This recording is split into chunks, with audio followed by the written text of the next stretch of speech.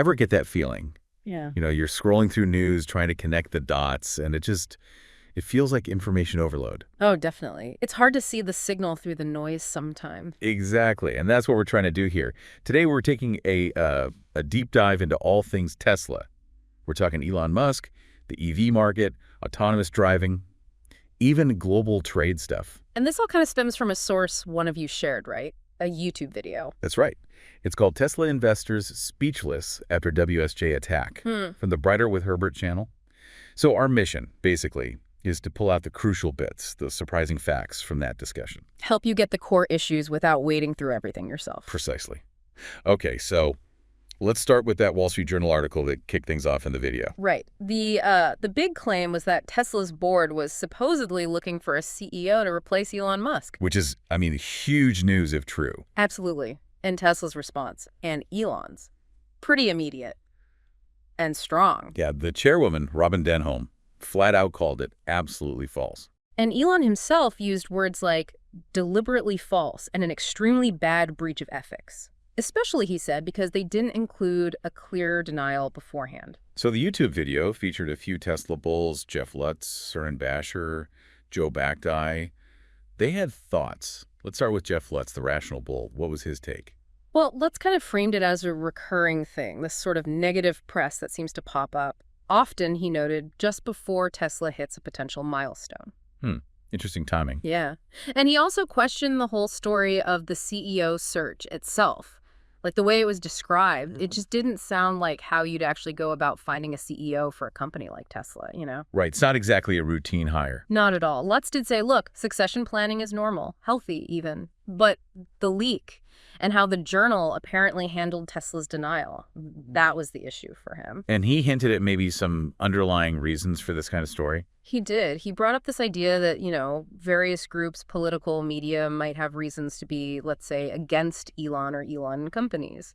Like what kind of reasons? Things like pushback against green tech, maybe, or the fact that Tesla doesn't do traditional advertising with big media outlets. That came up too. Okay. And didn't he have a statistic about media sentiment towards Musk? Yeah, quite a striking one. He claimed something like 96% of media coverage about Elon Musk has negative sentiment. 96%. Wow. Oh. That makes you think, doesn't it? Is that the whole story? It's a number that definitely catches your attention. Surin Basher, another voice in the video, the bot bull, he sort of echoed that skepticism. Also. He basically saw it as another battle in a war of words. He felt the media often fabricates or twists the truth when it comes to Tesla. Okay. Did he offer any theories why? He mentioned the WSJ ownership, the Murdoch family, and pointed out that James Murdoch used to be on Tesla's board, called it an interesting connection. And Basher also floated the idea that maybe incumbent industries think oil and gas, traditional car makers feel threatened, and since Tesla doesn't advertise like they do, maybe they use the media as a way to fight back. That's a theory, I suppose. What about Joe Backdye, the pioneer bull? Backdye was maybe the most forceful. He called the Journal's actions breathtakingly unprofessional, unethical even, especially given the reported denial before publication. And he saw this as part of a bigger trend. Yeah, a broader decline in trust in mainstream media, as he put it. He talked about these metamechanics making Elon a target. Metamechanics? Like what? Things like political bias, maybe related to Trump. Also just a general bias towards the status quo against disruption. And then critically, the advertising dollars. The money angle again. Right. Huge ad spends from pharma, from the auto industry. Backdye argued this creates a massive conflict of interest when reporting on a disruptor like Tesla, who doesn't play that game. So his argument is that the media's role shifts. Essentially, yeah, that it risks becoming almost a propaganda outlet for its big advertising clients in these dominant industries. It's a strong claim. Definitely food for thought. So obviously news like a potential CEO change, it caused ripples. Right. Oh, yeah. Reactions were varied. Some people thought, hey, maybe that's good. Others were worried about the impact on the company, the stock. Jeff Lutz had a different perspective on the CEO role itself, didn't he? He did. He suggested that for a CEO like Elon, the main job is strategy, long-term vision, not necessarily the day-to-day grind. So adding strong operational people wouldn't be negative? Not in his view, no. He pointed out Elon already has CEOs or COs running SpaceX, running X, so augmenting the team could even be a positive. Makes sense.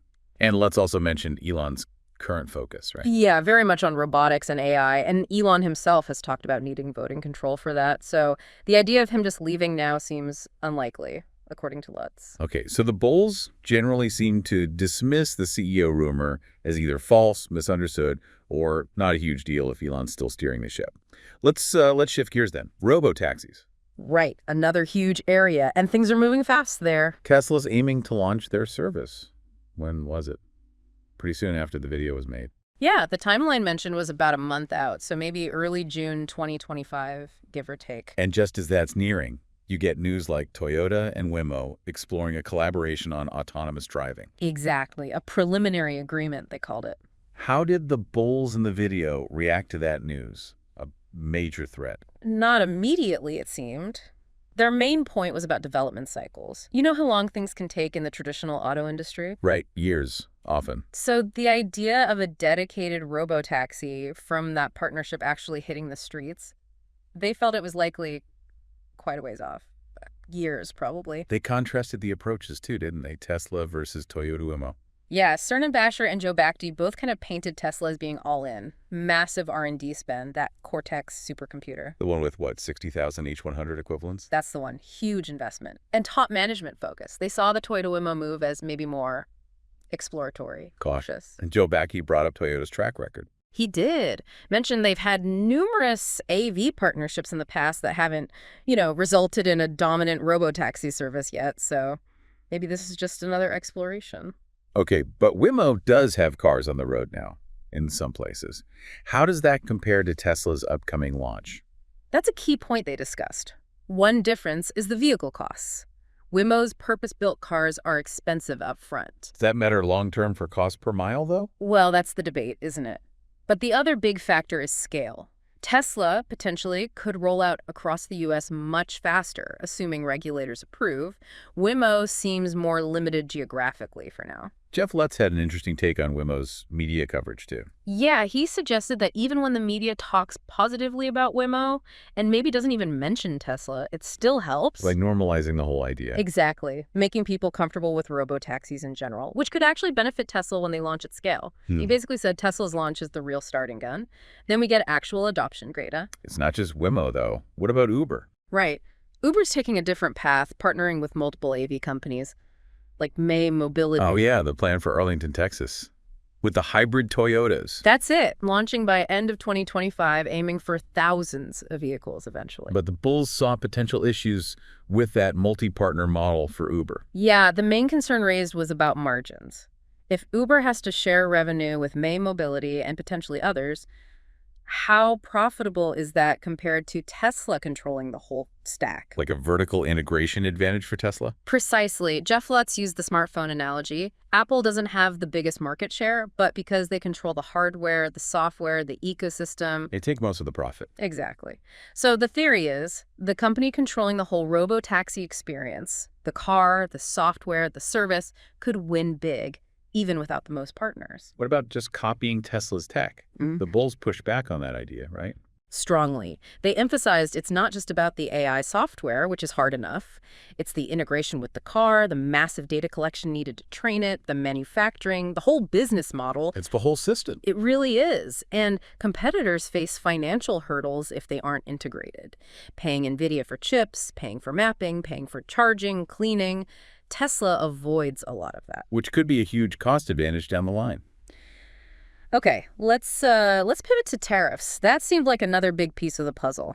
Definitely a significant development discussed in the video, these recent changes in U.S. auto tariffs. So just to clarify, imported cars still face a hefty tariff, right? Like 25%. At least, yes.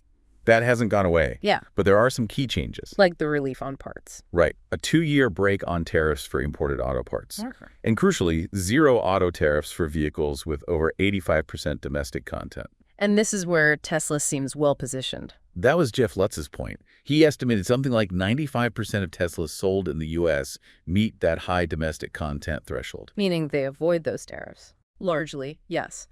Which is a stark contrast to other automakers. Ford, Honda, Jeep were mentioned, who might still be paying tariffs on many of their models because they have more imported content or assembly.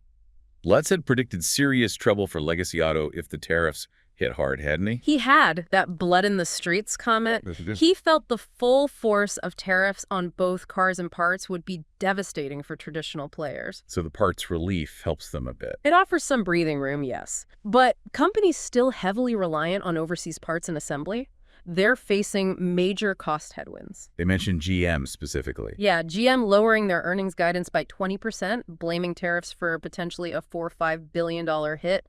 That really shows the scale of the problem for some. So the argument from the bulls is, this tariff structure gives Tesla another significant advantage. A potentially huge cost advantage, yeah. Which could help them grab even more market share. Joe Bachty even wondered aloud if Elon's political activities might have somehow influenced this favorable outcome for Tesla. Interesting speculation. So it's like a perfect storm for legacy auto. Tariffs, struggling with EV profitability, no real FSD competitor. That's the picture the bulls painted.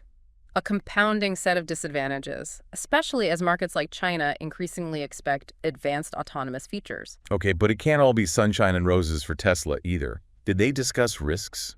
They did acknowledge risks, absolutely. Execution risk is always there, especially with something as ambitious as robo-taxi. And the economy. That too.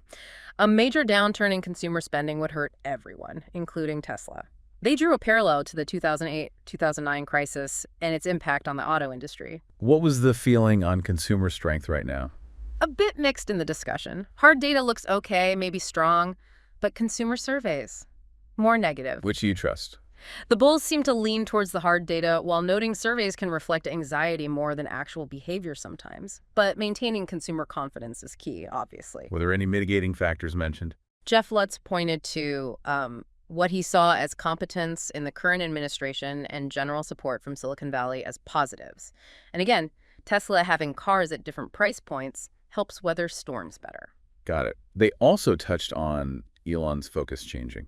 Yeah, an observation that maybe he seems less focused on things like, say, Dogecoin recently and more intensely focused on Tesla, especially with the robo-taxi launch coming up. Makes sense. And Tesla Energy came up briefly. Just a mention of the potential there. Power walls, megapacks, helping stabilize grids. Big opportunity. But challenges there too, right? Wait. Batteries. Exactly.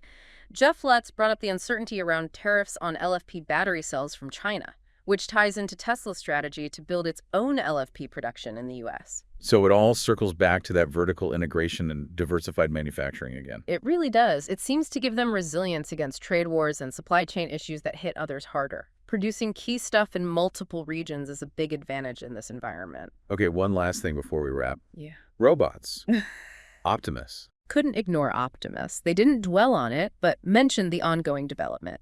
And the potential impact. Huge. The idea of artificial labor, drawing on Tony Seba's work, potentially transformative for, well, everything. They speculated Tesla might use Optimus internally first? Yeah, maybe in their own factories, which could be why they're relatively quiet about progress for now. Joe Bachty also tied it into that bigger picture from Seba's book, Stellar. The 5 key technologies. Right. Energy, food, transport, AI, artificial labor. Bachty noted Tesla's active in 4 out of 5. Just shows the scale of the ambition. Okay, so let's try and pull this all together. We've gone through the WSJ article drama, which the bulls largely dismissed. We've looked at the robo-taxi race heating up. With Tesla aiming for that integrated advantage while competitors face hurdles. Then the tariffs, potentially giving Tesla a big leg up financially. And finally, the longer-term potential with energy and, of course, robotics. It's a complex picture, for sure. Our goal here was just to give you, the listener, a clearer view, pulling the key threads from that source material. Hopefully cutting through some of that noise we talked about at the start. Exactly. And maybe leave you with something to think about. Which is? Well, thinking about that whole vertically integrated strategy, cars, software, data, energy, maybe robots eventually, what does that actually mean long term? Is it just about dominating transport? Or could it position Tesla to disrupt multiple industries in a way we haven't really seen before, creating something fundamentally new? A lot to chew on there. Thanks for joining us for this deep dive.